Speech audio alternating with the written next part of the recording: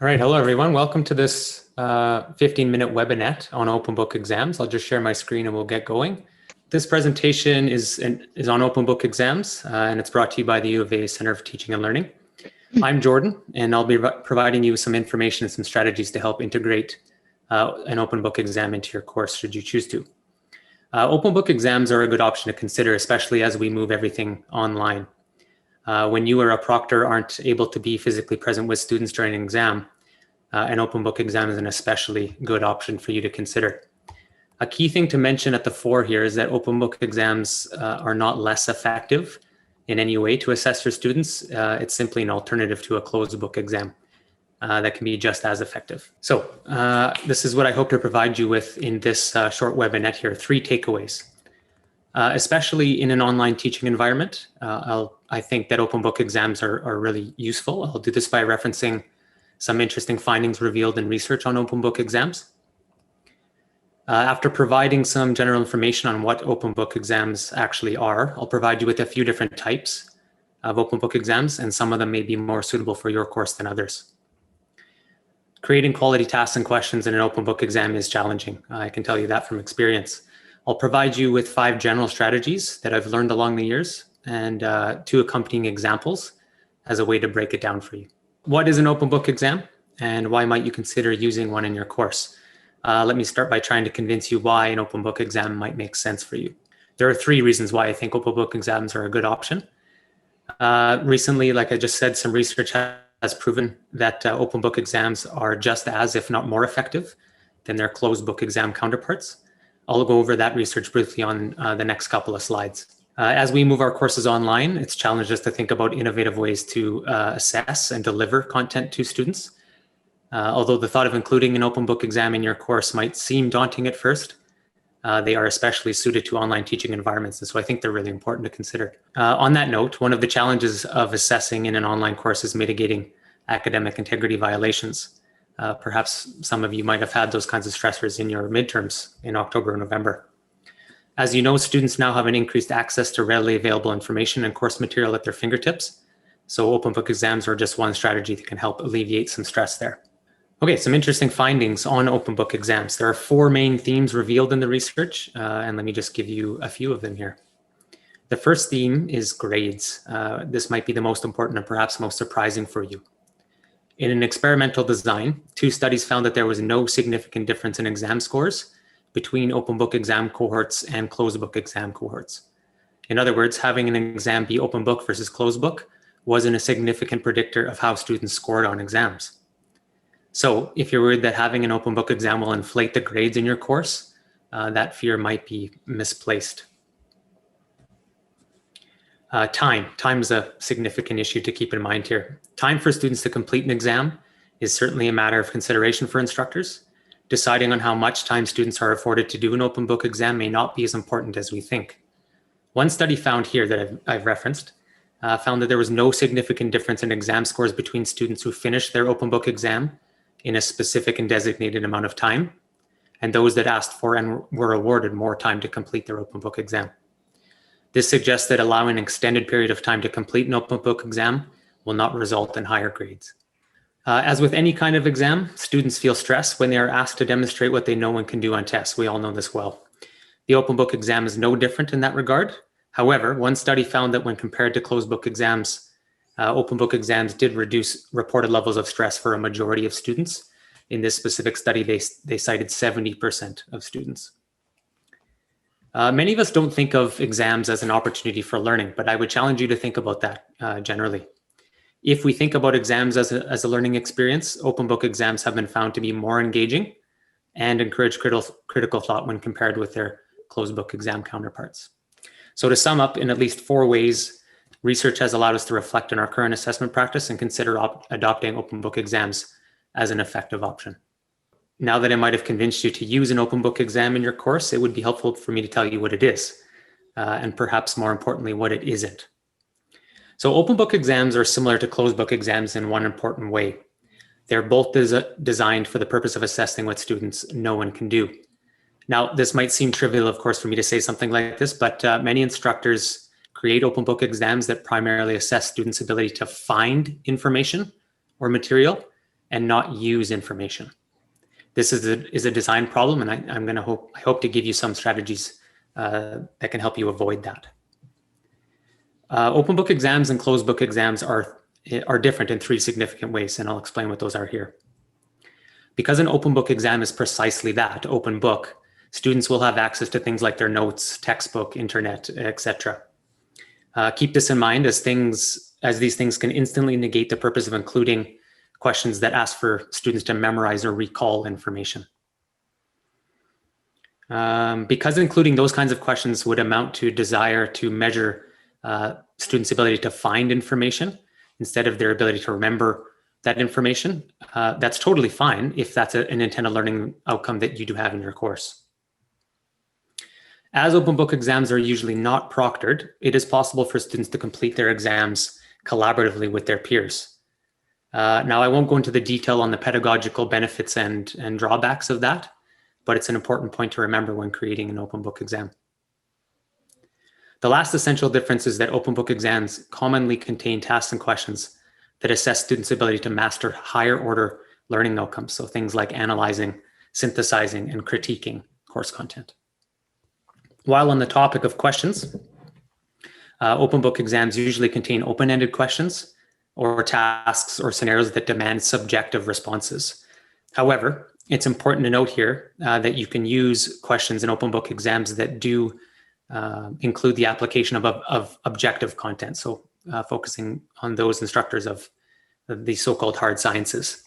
But it's important to remember that that content will have to be explained in some kind of applied or personal way. So what are the different types of open book exams and which ones are best suited for your discipline or course? Answering that question is extremely difficult because each one of you teaches a very unique course. So here, I'm asking you to explain to me what different types of open book exams exist, right? So that's a simple recall question. And then I ask you to subjectively tell me which types might suit your course, right? So that's a justification question. I might provide one more task here, and then, like I say, just go on to further justify why you think those types are important for your course, right? So this part of this question here would be an important thing to include in an open book exam question. What open book exams are and what they're not. So one way I can do this is simply to list them and explain them. But first thing I'll do is I'll filter out some common misconceptions about open book exams, and then I'll tell you what they are. So let me start with what they're not. Open book exams are not modes that assess someone's ability to remember things, right? So because they are open book exactly, essentially, they do not usually include basic recall, multiple choice, fill in the blank matching, or true and false questions. An open book exam is not an essay. Essays require a deep consideration of a topic that requires days to reflect on, read on, and produce thoughts on. If this is something you wish to include or assess your students' abilities to do, you may want to consider including an essay as a final summative assessment instead of an open book exam. Scene exams, notice how I've italicized that scene part there. Scene exams are exams that provide students with exactly what to expect before the exam takes place. However, when asked to complete a scene exam, students are not allowed access to their material or internet. So scene exams are essentially just an alternative version of a closed book exam. Finally, open book exams are not practical exams. Practical exams ask students to perform skills in a clinical or laboratory manner. Careers that are associated with these courses that have practical or laboratory exams usually demand students practice these skills and produce knowledge without access to material.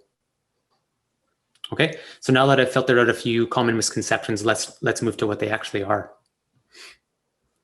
Open book exams commonly contain questions or tasks long enough to allow depth and breadth in responses of knowledge application, but they're short enough that they're not an essay. If you want to stay away from the written form, you may want to consider asking your students to respond to questions and tasks orally using a video. I've done this in the past, and it actually worked out quite well. Multiple choice questions absolutely can be included in an open book exam.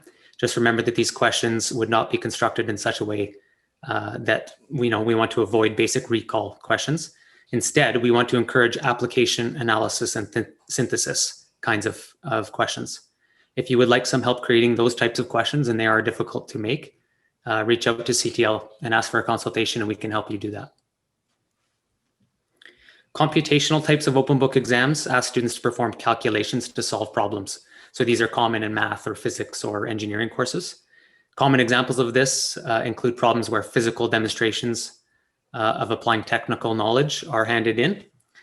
Handwriting and then uploading evidence of using mathematical equations to solve a problem would be one such example of an open book computational exam.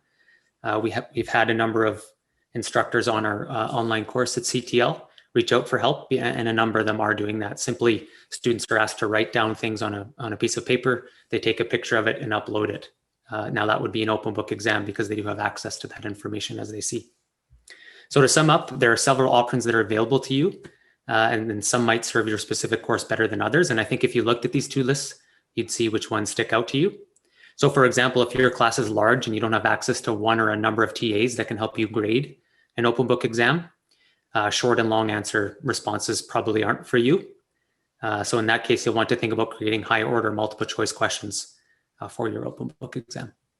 This last one is one that I use quite often, scenario or case-based types of questions. So here we ask students to perform a case study analysis or apply learned knowledge to a real world hypothetical scenario or situation. In my area in education, this is very common for us to do. So let me help you create some open book exam tasks and questions. What advice I can offer you here is general, because like I said before, each one of you teach unique courses and then require unique assessments. So as such, I'll provide you with foundations of composing open book exam tasks and questions, and there are 5 of them I'll reveal to you here. As with any assessment, CTL recommends that you make sure your questions and tasks accurately reflect your course's intended learning outcomes. In other words, start with your learning outcomes in mind and imagine how you, the instructor, might satisfy or master them yourself. How would you answer these questions? And what language would you want to include in this question or these questions that best articulates what you are to do as in response? I advise you to spread your intended learning outcomes over several tasks or questions in an open book exam. We know well that it might be impossible to assess every outcome you've created for your course, so you may have to prioritize a handful of some over others. So what you're basically trying to avoid here is creating an overly stressful situation for your students where 1 or 2 questions are worth a large proportion of their grade. So think about it this way. If your exam is worth something like 40% of their overall grade and you only have 2 tasks or questions, regardless of how complex they are, students will know right away that each question is effectively worth 20% of their overall grade. That's a lot to handle. So instead, write several short questions or tasks that divide the weight of the exam appropriately. Perhaps the best piece of advice I can give you is to write tasks and questions that clearly define what you are assessing. Don't try to trick your students by fishing for specific knowledge in an ocean of content using vague questions. Rather, make it very clear to your students what you're looking for. You may even want to include an explicit reference to one or several relevant learning outcomes in each question or task. And I've done this on my exams and it's worked very well in the past. The 4th foundation is closely linked with the 3rd. In order to be clear, use directive verbs in your questions so your students know exactly what's expected of them. So use words like analyze, synthesize, justify, compare and contrast, illustrate, things like that. Avoid using words like discuss. That's a common error in questions because it can lead to responses from your students that are too broad and vague, and those kinds of responses are very hard to mark. Finally, indicate the length or limits to a response that you desire. Provide your students with as much information as they need to know what you're looking for in terms of lengths. For example, you might want to include a statement that responses need not be longer than 300 words, a page in response, or that the question is out of only 2 marks as opposed to another question that's out of 10. Okay, so let me model all of this by providing you with 2 examples. The first is from a past open book final exam in my course, which is an educational law and ethics course, 4th year course. So take a look at this question here. It's vague, and my students will wonder what knowledge I am fishing for in a response. Now, let's take a look at how this can be improved. We're going to take this very simple question and make it more detailed to support the student's ability to answer this question effectively. So you're going to see it in bulk, but I'll break it down for you, so don't get surprised immediately here.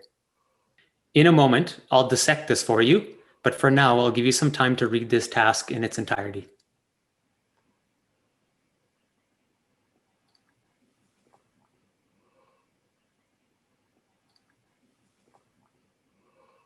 There are 2 points of background information that are important to mention here.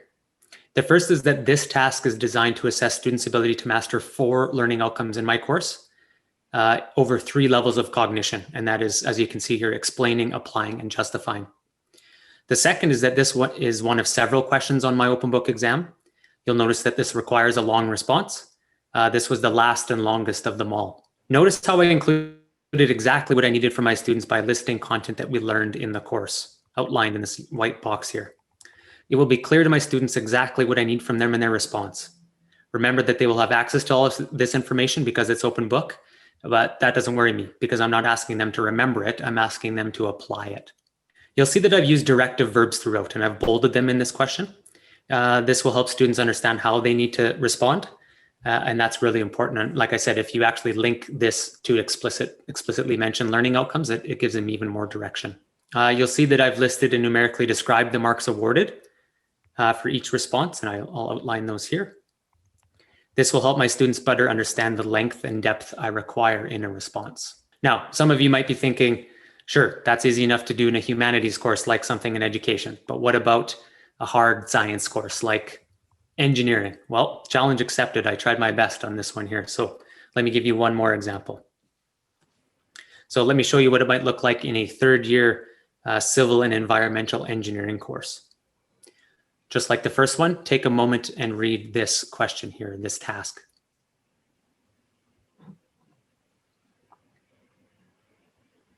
As something like an expert in pedagogy, I would say I can take a question like this and turn it into something more effective, regardless of whether I know what Casagrande's graphic solution was, and I have no idea what OC or NC means, right? So let's just bear with me here as I go on. Okay, now take a moment to see how I've adapted it. So one more time, just look at this in reference to what it was and make some mental notes, and I'll dissect it for you soon.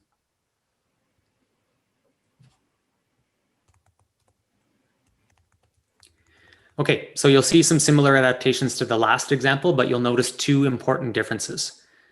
I've deconstructed the task into simple step-by-step components.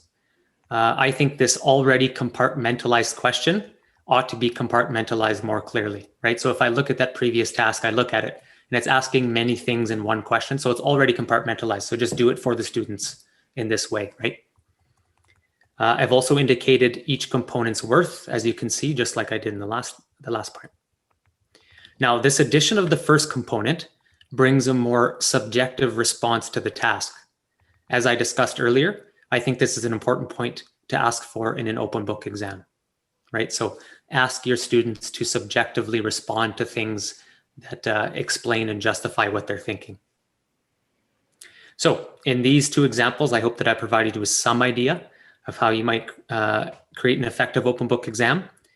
But of course, the task remains up to you for each individual course. So here are the references I used, especially in those studies that I referenced there. And thanks very much for attending. Let me know if I can help you out. Again, please reach out to CTL if you do have any questions, especially if you would like a consultation.